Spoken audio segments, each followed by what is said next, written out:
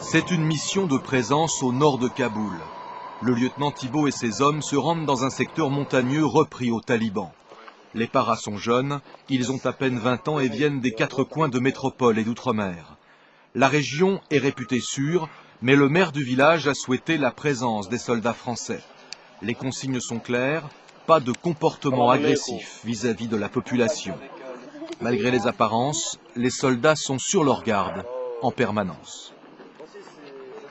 Tous les jours, quand on fait des patrouilles dans chaque village, il y a toujours des risques tous les jours.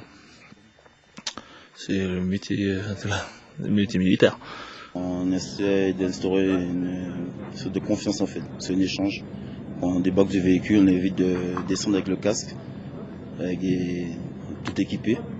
On rentre en contact avec la population, en général ça se passe bien. L'objectif de la patrouille, nous le découvrirons un peu plus tard, face à notre position au sommet d'une montagne. Guetteurs ou bergers, impossible à vérifier d'autant que toute la zone est minée. Les soldats sont vigilants mais détendus, c'est l'heure du repas pour cette patrouille d'une grande diversité. J'ai des Tahitiens qui sont absolument pas comparables à certains métropolitains ou même des Martiniquais, des Guyanais. J'en ai un moitié polonais, moitié réunionnais. On a des mélanges intéressants et chacun a ses qualités et ses défauts et ça fait au final un bon mélange et un bel outil de combat. La fin de cette reconnaissance a sonné. L'heure tourne, le lieutenant Thibault veut éviter un retour de nuit sur Kaboul et le risque d'une embuscade. Plus tard, nous croiserons 2 faucons noirs lourdement armés. Les hélicoptères américains se dirigent vers le col Massoud, là où nous étions 1 heure auparavant. Alors Alain Janin nous a rejoint. Bonsoir Alain. Bonsoir. Vous revenez avec Franck Noyetas de Kaboul. Comment les soldats qu'on vient de voir vivent cette insécurité au quotidien ? En ce qui les concerne, je crois que ce qui est marquant, c'est ce qu'ils nous ont dit, qu'ils soient polynésiens, réunionnais ou antillais. Ils ont choisi le métier des armes, ils ont choisi de s'engager dans l'armée. C'est pas l'armée qui est venue les chercher, c'est ce qu'ils nous ont tous dit. Donc je crois qu'ils vivent cette expérience en Afghanistan comme des professionnels. C'est un mot qui revient souvent chez eux. Alors ils ne nient pas qu'il y a des moments de peur, qu'il y a des moments de crainte, puisqu'en Afghanistan, l'insécurité est partout.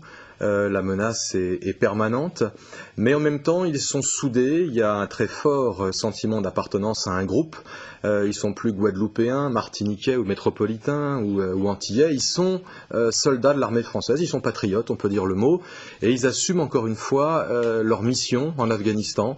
C'est vrai que ce qui nous a marqué, c'est que la plupart sont très jeunes, ils ont entre 18 et 24 ans.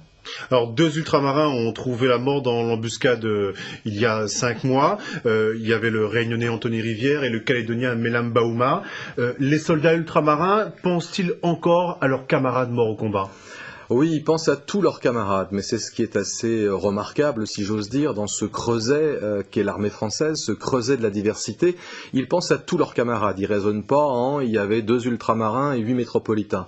C'était des soldats, c'était des parachutistes comme eux, et c'est vrai qu'ils ont le sentiment d'honorer leur mémoire en étant en Afghanistan et en continuant ce qu'ils faisaient.